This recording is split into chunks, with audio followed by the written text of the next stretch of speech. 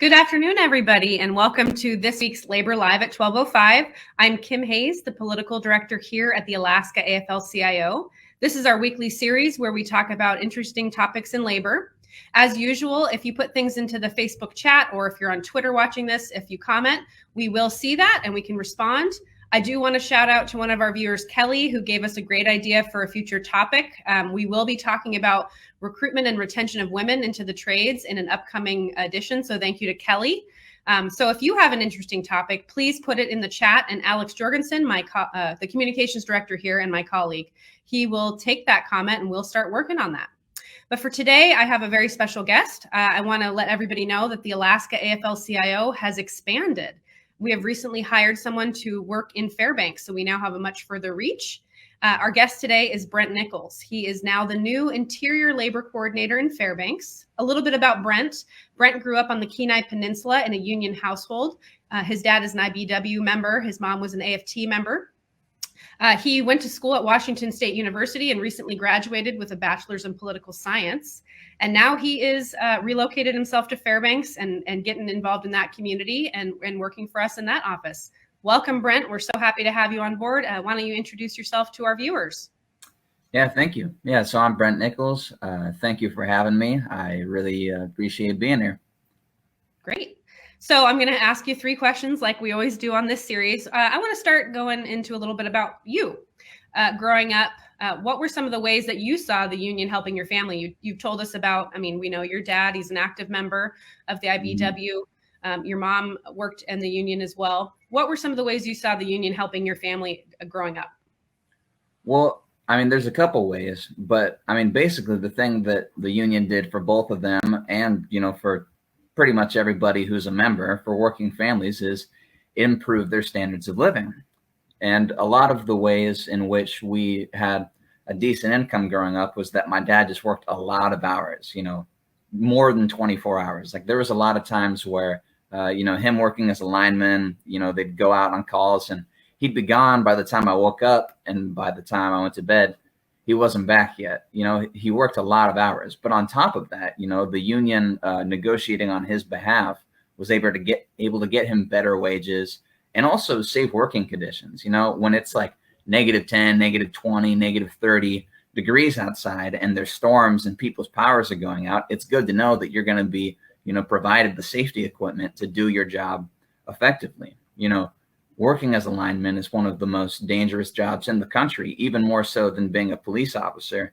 And the fact that they do this all the time and don't necessarily always get the credit, that's a big thing. And so that's one of the things that unions do is they look out for people's wages, but also their benefits. And this applies to my mom as well. They both had very good healthcare which applied to their children as well.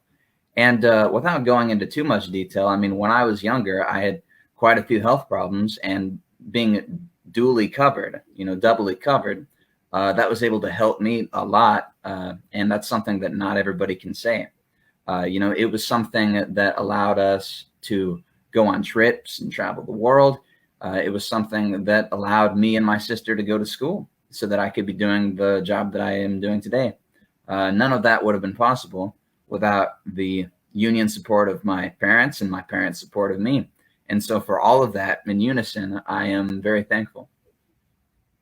You pointed out something that I don't think a lot of people know. And I was just talking to Doug Tansey, who is an IBW assistant business manager in Fairbanks. But the history of the IBW, one of the big things is that back then, linemen, 1 and 2 of them were dying on the job. This is many, many years ago, of course.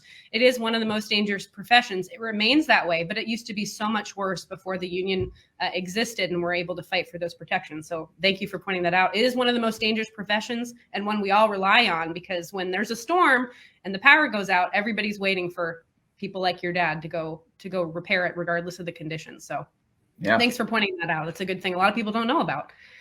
Now let's move into your life. Now you are a member of a union, just like myself, UFCW, Local 1496. You're very newly to this union, of course, but what does it mean to you to have a union of your own?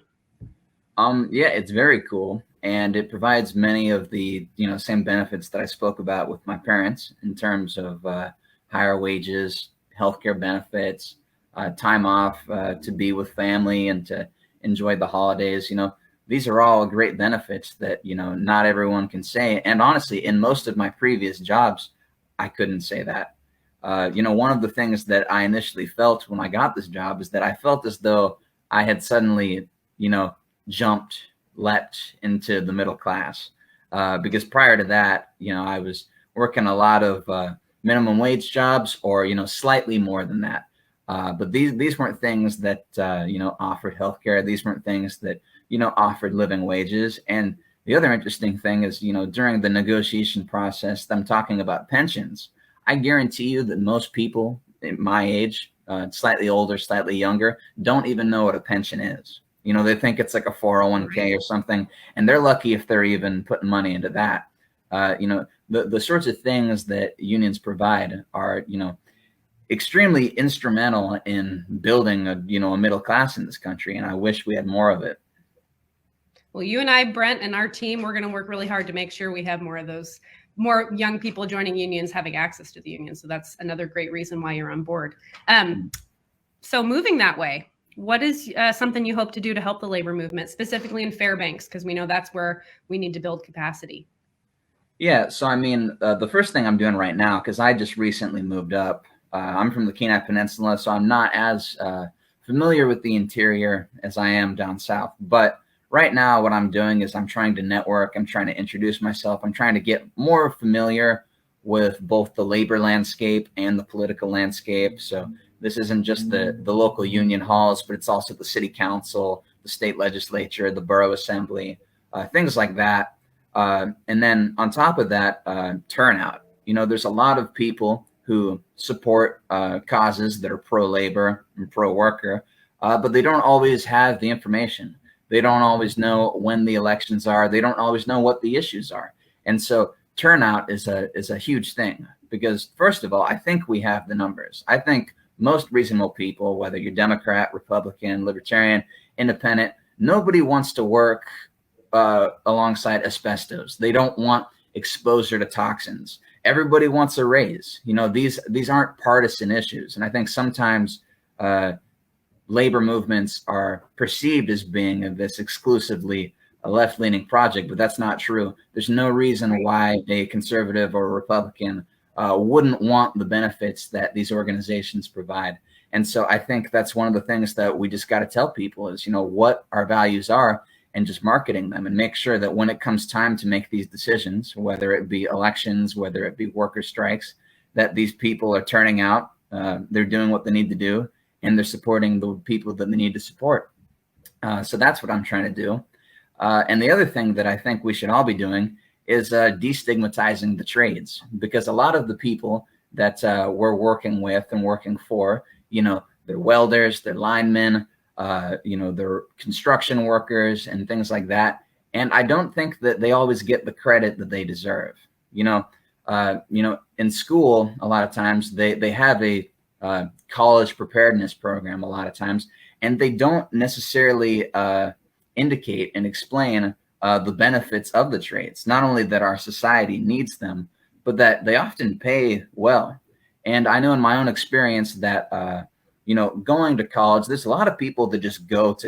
They don't necessarily have a reason for being there. They don't have a specific goal, but they just believe that it will give them, a leg up in life. They believe that it will provide some benefits to them. And I do recommend people going into college, if they have a goal, if they have a specific passion which requires it. But it's also good to know that these trades also often pay quite well and are quite honorable professions to be a part of.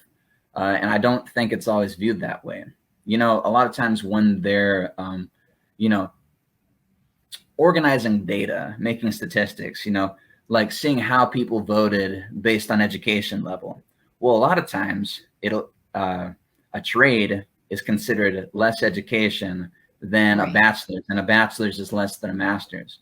But the way I see it is, let's say you're a mechanic and you spend your whole life working on cars, and, you can just look at a car and see what's wrong with it. You've dissected so many engines, you can taken vehicles apart of all different makes and models, and you can just eyeball it and and you have that kind of experience. I consider you a master of that craft. And the idea that that is valued in our society any less than a master's in philosophy, or a master this and that, I think that's wrong, because these trades are essential to everything we do. It's the reason why the lights come on. It's the reason why the water comes on. It's the reason why the plumbing works. It's the reason why you get heating and air conditioning in your homes. All of that is provided by these tradespeople. And so they deserve the benefits, and they deserve to be rewarded in this society. And that's one of the reasons why I want to work for this organization, is because I think advocating for these people is essential, not only because my family was a part of it, but because I still continue to benefit from it every time I drink a glass of water, every time I turn the lights on. These people are the backbone of our society, and we got to remember that. Yes, Brent, you're pushing hard for apprenticeship. And so you talk about that, how there's the university system, but there's a mirror system on the other side, which is apprenticeship, which is an education system like nothing else. And you're right, we need these folks. They provide a vital service. And in the labor movement, as you know, we understand that in the labor movement, and it is one of our jobs to share that information with the general public. So that's going to be important for you up there in Fairbanks. The other thing I want to reiterate to folks is Brent will be working on local elections in the fall in Fairbanks. And so if you're interested in getting involved to support pro-labor candidates, you need to reach out to Brent. He's going to be your guy who can connect you with the candidates, talk about their pro-worker vision for Fairbanks, and get you plugged in where you can be really helpful. So that's one of the things Brent's doing pretty much immediately. For folks who want to reach out to him, you can email him at brent@AFL-CIO.org, or you can give us a call and we can connect you. You can comment via Facebook if you're interested in connecting with Brent. We will get you to Brent in Fairbanks, and he can find out where you can be the most helpful in helping to build the labor movement in Fairbanks. So thank you so much, Brent. We are extremely excited that you're on board. We've been looking for someone to help us in Fairbanks for so long. It's finally come to fruition, and we are ready to hit the ground running with your help. Yeah, well, thanks for having me. Thank you to everybody who watched today. Tune in next week at 12:05. We'll be back with a new topic and a new guest. So have a great rest of your day.